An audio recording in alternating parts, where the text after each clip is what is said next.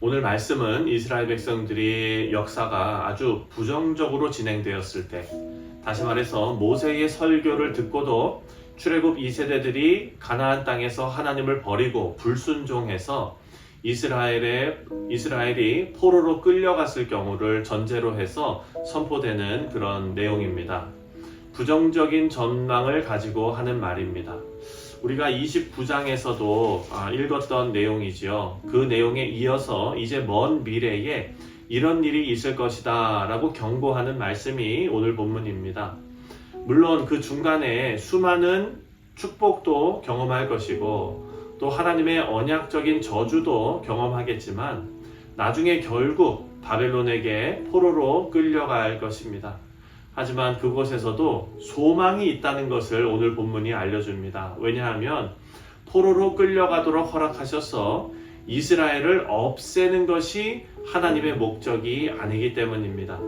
그래서 비관적 미래 속에서도 소망은 여전히 존재하는데 그 소망은 하나님의 언약적 자비에 근거한 소망이다라는 것을 우리가 알 수가 있습니다.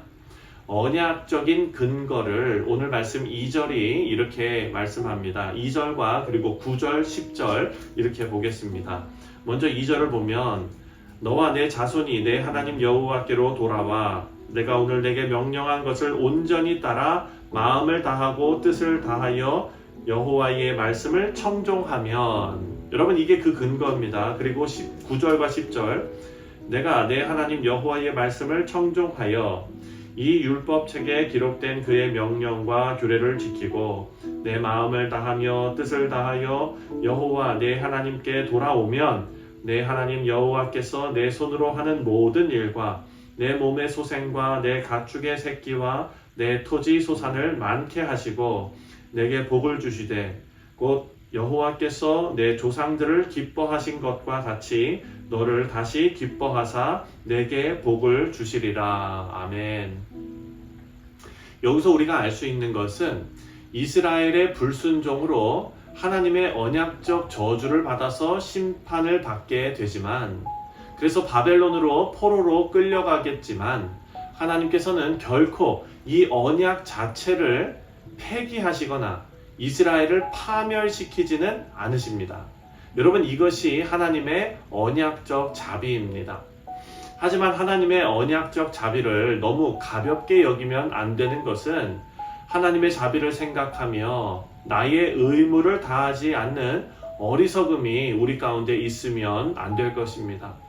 하나님께서도 이것을 원치 않으십니다.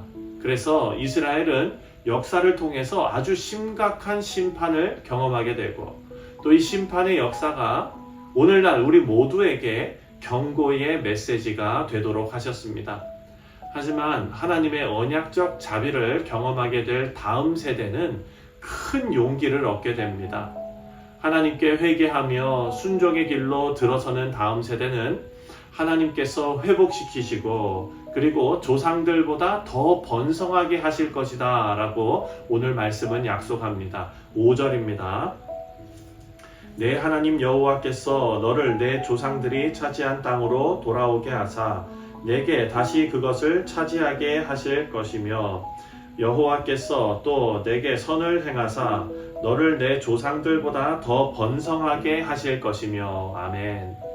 큰 아픔을 겪고 자신의 잘못을 후회하고 회개하는 자들에게 주시는 이 말씀은 그들에게 너무나 큰 위로가 되었을 것입니다. 그리고 소망과 희망이 넘치게 했을 것입니다. 우리 사랑하는 성도님들, 여기서 우리가 알 수 있는 것은 하나님의 메시지가 이 가운데 숨겨져 있는데 그것은 역사 속에 나타나는 비관적인 모습이 그 가운데 있더라도 더 큰 낙관적인 전망이 발견된다라는 사실입니다.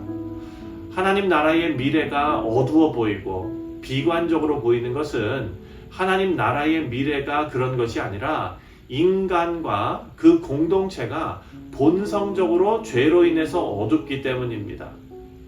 예수님께서 이 땅에 오셔서 이루신 구원의 찬란한 사역과 역사를 인간적인 눈으로 보면 너무나 어둡고 비참하기만 했습니다. 하지만 하나님 나라의 관점에서 예수님의 죽음과 부활은 어둡고 비참한 것이 아니라 궁극적인 승리이고 기쁨이고 영광인 것입니다. 이것은 인간과 언약을 맺으신 하나님께서 스스로 언약에 신실하시고 또 인간의 상태와 상관없이 자비로우시기 때문입니다. 하나님께서 이스라엘이 언약에 불순종해서 언약적 저주를 퍼부으셨지만 결국 언약적 자비로 이스라엘을 회복시키시는 분이라는 것을 말씀이 우리에게 알려줍니다. 하지만 우리는 은혜를 더하기 위해서 죄를 더할 수는 없습니다. 우리 사랑하는 성도님들께서 공동체의 역사가 비관적으로 진행될 때 우리는 우리 후대에게 미안한 마음을 가질 줄 알아야 됩니다. 그 역사의 짐을 후대가 다 받게 되기 때문입니다. 그래서 지금 우리가 할 수 있는 대로 최선을 다해서 우리 믿음의 공동체가 죄와 불순종을 버리고 하나님을 올바로 섬겨서 언약적 자비를 후대에게 넘겨줄 수 있는 믿음의 공동체가 되어야 할 것입니다. 사랑하는 성도님들, 이 믿음의 공동체는 비단 교회뿐만이 아닙니다. 우리의 가정이 그렇게 되어야 될 줄 믿습니다.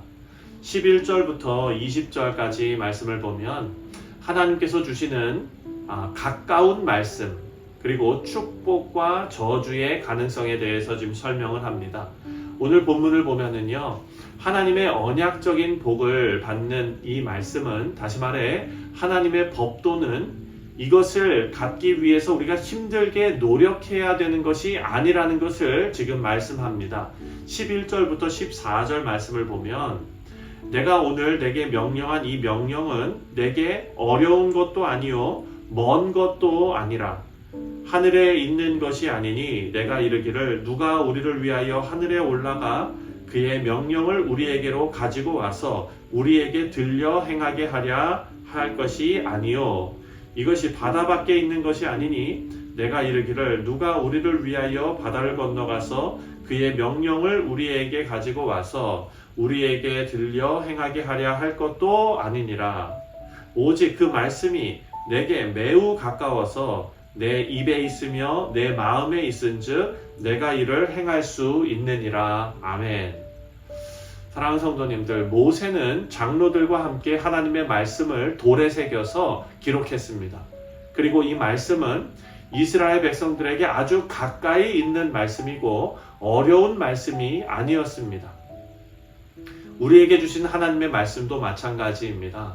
멀리 있는 것이 아니고 어려운 말씀도 아닙니다. 더 나아가서 이 말씀을 성령께서 직접 역사하셔서 우리 마음에 말씀하시고 거기에서 끝나는 것이 아니라 우리가 그 말씀을 지킬 수 있도록 동행해 주십니다.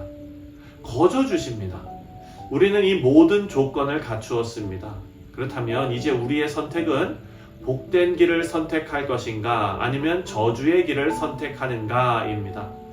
성경에 나오는 하나님의 복은 오래 사는 것, 부귀영화를 누리는 것으로 표현됐지만 현재를 살아가는 우리에게는 이 땅에서 하나님의 나라가 우리 삶에 나타나는 것으로 드러날 것입니다.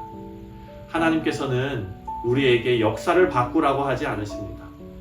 물론 하나님께서 특별한 계획이 있으셔서 우리를 역사를 바꿀 만큼 크게 사용하실 수도 있겠지만 하나님께서 너무 명확하고 분명하게 우리에게 원하시는 것은 우리가 살아가는 환경이나 우리의 사회가 아무리 추악하고 더럽고 불법이 가득하다 해도 그리스도를 품은 우리의 삶으로 이 추악한 세상에서 아름다운 꽃을 피우기를 원하십니다.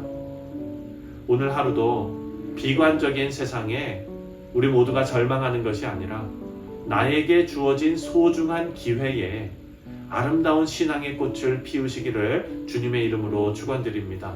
기도하겠습니다.